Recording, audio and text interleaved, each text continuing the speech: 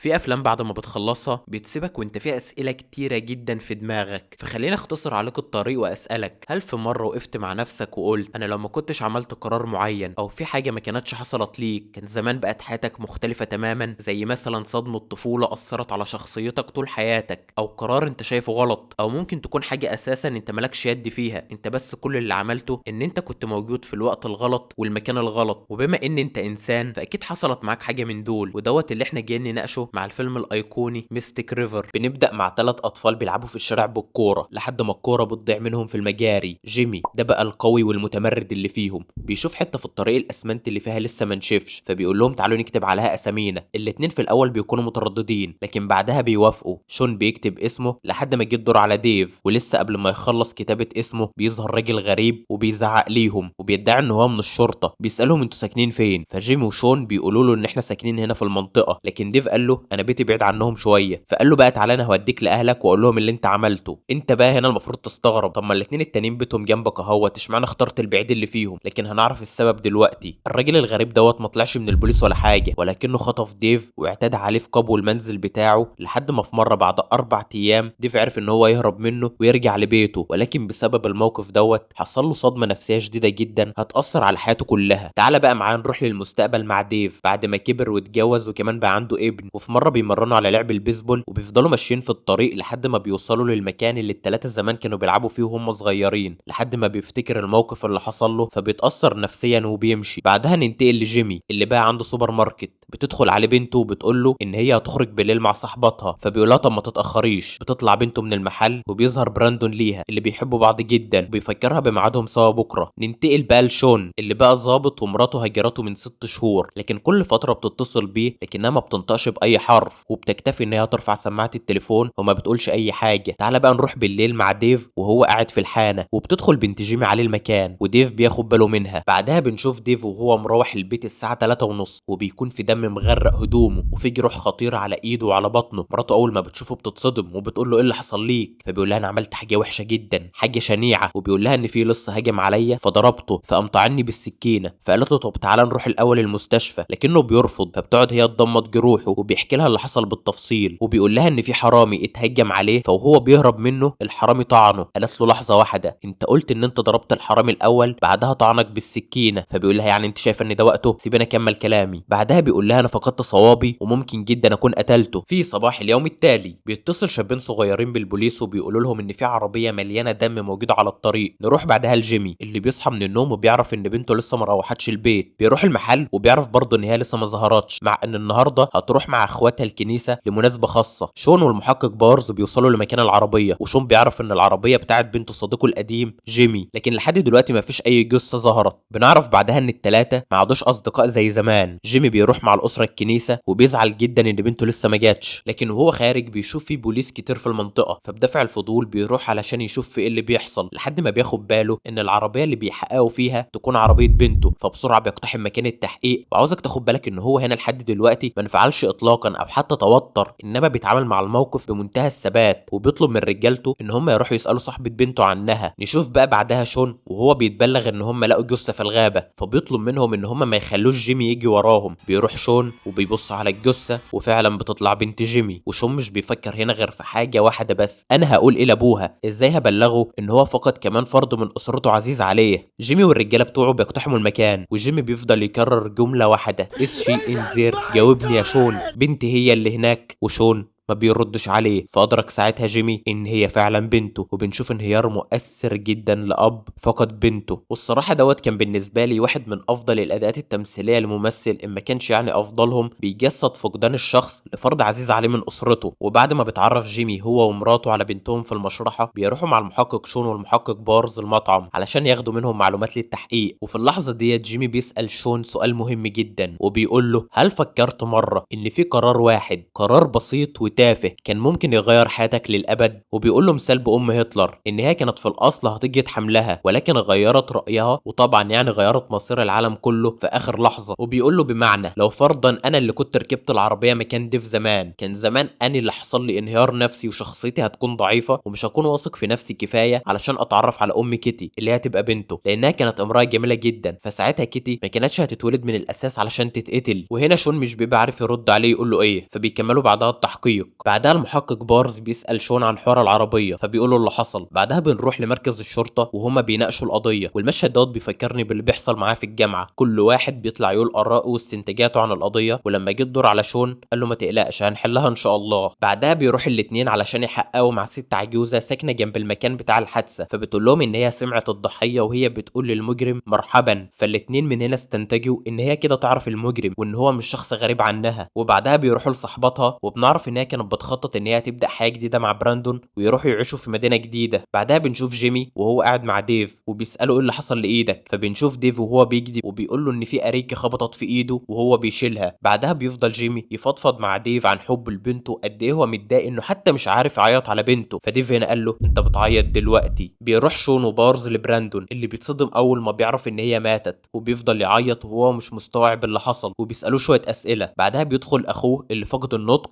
هو وصاحبه، بيجاوب براندون على اسئله البوليس، فبيعملوا له جهاز كشف الكذب علشان يعرفوا فعلا هو صادق ولا كذاب، وفعلا بيطلع صادق. نروح بعدها لديف وهو بيحكي لابنه قصه قبل النوم ان احيانا الولد ما بيكبرش علشان يبقى راجل وبيفضل ولد طول عمره، والكلام ده معناه ان هو هنا بيتكلم عن نفسه وان هو لسه محبوس في نفس اللحظه بتاعه الماضي والموقف اللي حصل له، وان هو مش عارف يتخطاه طول عمره علشان يعيش حياته بشكل طبيعي زي بقيه الناس. بعدها بتوصل مراته وبتقول له ديف مفيش حاجه لحد دلوقتي في الصحف عن الراجل اللي انت ضربته والمفروض ان هو مات، والموضوع دوت بيكون قلقها جدا لانه في نفس الوقت حصل جريمه تانية في الحي اللي هي بنت جيمي، ففي شك وقلق ولو بسيط بسبب كده. فديف بيقول لها انت شايفه ان ده وقته علشان تهتمي بحاجه زي كده، والمفروض وفاه بنت جيمي هو اللي يكون له الاولويه دلوقتي. بيعرف شون وباورز ان ديف كان موجود في الحانه في نفس الوقت اللي كيتي كانت موجوده فيه، فبيروحوا علشان يسالوه. بيقول لهم انه فعلا كان موجود بس ما كانش فيه اي حاجه غريبه او ملفته للنظر حصلت. بنشوف بعدها باورز بدا يشك في ديف علشان كان موجود في نفس المكان وفي نفس الوقت وايده مليانه جروح، وبان على وشه اصلا ان هو مش متزن عقليا وممكن يعمل حاجه زي كده. بعدها بنشوف جيمي وهو واقف قدام الجثه بتاعت بنته وبيقسم ان هو هينتقم من اللي قتل بنته. البوليس بعدها بيروح علشان يكملوا تحقيق في بيت جيمي وبيقابلوا ديف للمره الثانيه، لكن المره دي بيسالوه عن سبب الجرح اللي في ايده، فبيقول لهم ان ده بسبب سله الزباله، ودي تالت حجه اسمعها الموضوع ايده دوت. بس شون وبارز ما بيصدقوهوش. بعدها شون بيقابل مرات ديف وبيسالها ديف رجع البيت الساعه كام ليله الجريمه، وبيقول لها ان هو شاف كيتي في الحانه، فالشك اللي جواها بيزيد اكتر واكتر، وبتقول له انا كنت نايمه لما جه فما اعرفش، وبتمشي وهي مرعوبه. بيتكلموا بعدها مع جيمي وبيقولوا له احنا عرفنا ان انت مش حابب بنتك تكون مع براندون، ايه السبب؟ فقال له علشان ابوه اللي اسمه راي هجر مراته وهي حامل في ابنها، فخايف لابنه يكون زيه بالظبط ويسيب بنته لما هي تحتاجه. بعدها بيروحوا للطب الشرعي وبيعرفوا ان الرصاصه اللي هي ماتت بيها طلعت من نفس المسدس اللي استعمل في عمليه سطو على محل. فبيروحوا لصاحب المحل علشان يسالوه، فبيقول لهم ان اللي هجم على المحل مليون في المية كان شخص بيشتغل فيه لانه عارف معلومات ما يعرفهاش الا اللي اشتغل هنا، وبيديهم قائمه باسماء الناس اللي اشتغلوا في المكان. بس هو بيقول لهم ان هو متاكد ان اللي عملها شخص معين لانه بعد السرقه الشخص دوت جاله وبص له بنظره كلها شماته واحتقار، والشخص دوت يبقى راي ابو براندون. نروح لديف بعد ما حس ان مراته بتشك فيه فقرر ان هو يواجهها بالموضوع، وفضل يقول لها عن اضطرابه العقلي والتروما اللي حصلت له وهو صغير، وبيسيبها ويمشي. ومراته الشك اللي جواها بيزيد اكتر واكتر، ودوت اللي هيخليها تاخد اكبر قرار غلط هتاخده في حياتها. المحقق باورز بسبب شكه في ديف خلى شويه شباب صغيره يسرقوا العربيه بتاعته ويحطوها في مكان يخلي البوليس يتحفظ عليها، وبيجيب العربيه وبيحقق فيها علشان يلاقيها مليانه دم، وبيكون الدم اللي موجود على الكرسي بتاع السواق هو نفس فصيله دم ديف، والدم اللي موجود في شنطه العربيه نفس فصيله دم كيتي، فبيجيبوه الاسم وبيحققوا معاه. ديف بيقول لهم ان الدم اللي موجود على الكرسي ده فعلا دمه لما جرح ايده، لكن الدم اللي موجود في شنطه العربيه انا ما اعرفش عنه حاجه. فبيقولوا له ازاي ما تعرفش عنه حاجه واحنا جايبينه من عربيتك؟ قال له المفروض بقى ان انت اللي تقول لي بما ان العربيه اتسرقت وانتوا اللي جبتوها. فادرك هنا بقى ان هو مش هياخد منه الحق ولا باطل، فبيطلقوا سراحه وبيقرروا ان هم يكملوا مشي ورا الخيط بتاع المسدس. نروح بقى لجيمي وهو بينقي شهاده القبر لبنته، بيجي رجالته وبيقولوا له احنا استجوبنا كل الناس بنفسنا لكن مفيش حد يبان مشتبه فيه لحد دلوقتي، بس في حاجه غريبه جدا حصلت. البوليس بيحقق مع صاحبك ديف، قال لهم ما دوت شيء طبيعي طبيعي علشان كان موجود في الحانه في الوقت اللي هي كانت موجوده فيه. قالوا له بس المره دي هم خدوه من البيت بصفه رسميه. فجيمي بدا يشك ناحيه ديف. بنعرف بقى بعدها من شون وباورز ان راي ابو براندون دخل السجن كذا مره بسبب السرقه، لحد ما في مره كانوا في عمليه تهريب كبيره واتقبض عليهم، بس هو ما اتسجنش ولا يوم لان هو فتن على باقي العصابه واللي جيمي كان منهم، وجيمي بسببه اتسجن لمده سنتين. لكن بعد ما جيمي طلع من السجن بشهرين راي اختفى. بعدها بنشوف جيمي وهو مروح البيت ومرات ديف بتكون قاعده مستنياه وعاوزه تقول له حاجه، لكنها بتكون خايفه ومتردده جدا، لكنها بتستجمع شجاعتها وبتقول له ان ديف بيتصرف الفتره الاخيره بطريقه غريبه، وان هو قال ليها ان هو قتل شخص حاول ان هو يسرقه في نفس الليله اللي بنتك ماتت فيها، بس لحد دلوقتي ما جاتش اي سيره في الصحف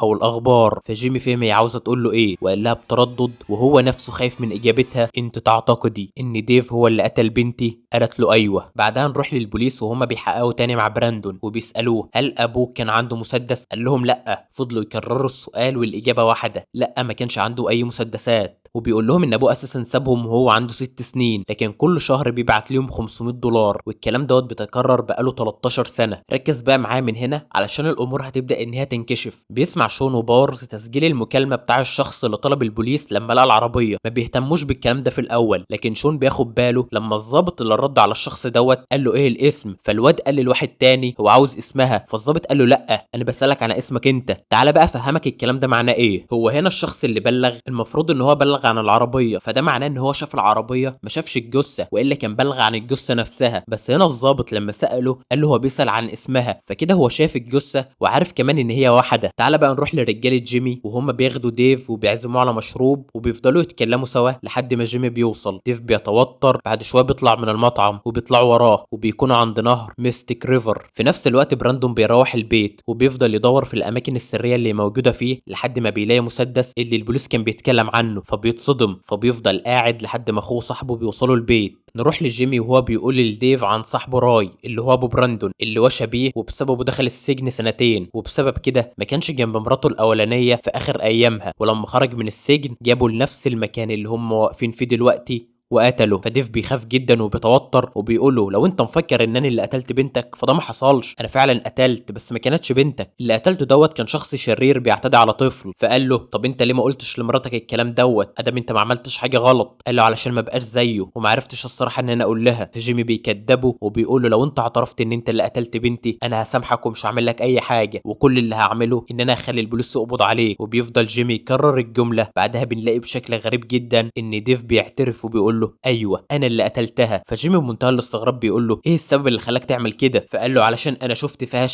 الشباب اللي اتسرق مني وما عرفتش اعيشه بشكل طبيعي. ففي اللحظه ديت جيمي بيقتل ديف وبيرميه في النهر. نرجع لبراندون وهو بيقول لاخوه انت بتحبني؟ انطق قول ان انت بتحبني. وبيطلع المسدس اللي لقاه، بيبص لصاحبه والاتنين لسه جايين علشان يجروا. براندو قلبها حلبة مصارعه ومسك الاتنين ونزل فيهم ضرب. فصاحب اخوه بيتمكن ان هو يوصل للمسدس اللي مع براندون وبيهددوا بيه، لكن شون وباورز بيوصلوا في الوقت المناسب وبيقبضوا عليهم وفعلا بيعترفوا بجريمتهم وان هم اللي قتلوا كيتي. انا عارف دلوقتي ان انت تهت مني وهتقول لي طب دلوقتي في 2 اعترفوا ان هم اللي قتلوها، ديف واخو براندون، فكده مين فيهم اللي قتلها؟ الاجابه ان اخو براندون هو فعلا اللي قتلها، بس ديف اعترف لجيمي علشان هو وعده ان هو لو اعترف له هو مش هيقتله، والسبب اللي هو قاله له هو خلط فيه الكذب بالحقيقه، لانه فعلا ده اللي هو حاسس بيه لما شاف بنت جيمي فرحانه بشبابها، وهو في نفس الوقت ما عرفش يعيش شبابه بشكل طبيعي بسبب الموقف اللي حصل له، وفضل محبوس في الماضي الاليم بتاعه واللي ما كانش له اي ذنب فيه اطلاقا. فاللي انا عاوز اقوله لك ان ديف اكتر شخص حظه وحش هتشوفه في حياتك، تواجد في المكان الغلط في الوقت الغلط. المره الاولى لما الراجل الغريب اختاروا ما بين الاتنين واعتدى عليه وبكده حياته اتدمرت، والمره التانيه لما شاف بنت جيمي في الحانه وبعدها قتل راجل بيعتدي على طفل، فالناس هنا افتكروه ان هو اللي قتل بنت جيمي وديت هي اللي نهت حياته. انا مش عارف اضحك ولا ازعل على النحس اللي هو فيه دوت. نروح بقى بعدها لجيمي وهو قاعد بعد ما فكر ان هو خلاص انتقم لبنته، بيجي له شون وبيقول له خلاص احنا لقينا اللي قتل بنتك. قال له ايه انت بتقول ايه؟ انت متاكد؟ قال له ايوه، اخو براندون وصاحبه اعترفوا ان هما كانوا بيلعبوا بالمسدس بتاع ابوهم والرصاصه خرجت بالغلط وجت فيها وهي هربت للغابه، فخافوا ان هي تقول لحد فراحوا وراها وقتلوها حرفيا، يعني جوز خنازير. بعدها بقى شون بيقول له دلوقتي فين ديف، لان مراته قلقانه عليه وعماله تسال عليه ومش لاقياه. فجيمي قال له يا ريتك وصلت بدري شويه. فهنا شون فهم ان هو قتله. بعدها بيقول له ما تنساش ان انت تبعت لاسرته $500 كل شهر، وده معناه ان هو فهم ان جيمي هو اللي قتل راي وهو اللي بيبعت لاسرته $500 كل شهر. وثانيه واحده بس قبل ما نقفل الفيديو، يعني مرات ديف راحت قالت لواحد ان جوزها هو اللي قتل بنته، بعدها جايه تقلق عليه وتشوف هو فين. اصل يعني اكيد يعني ما خدهوش يفسحه ويقول له شكرا ان انت قتلت بنتي.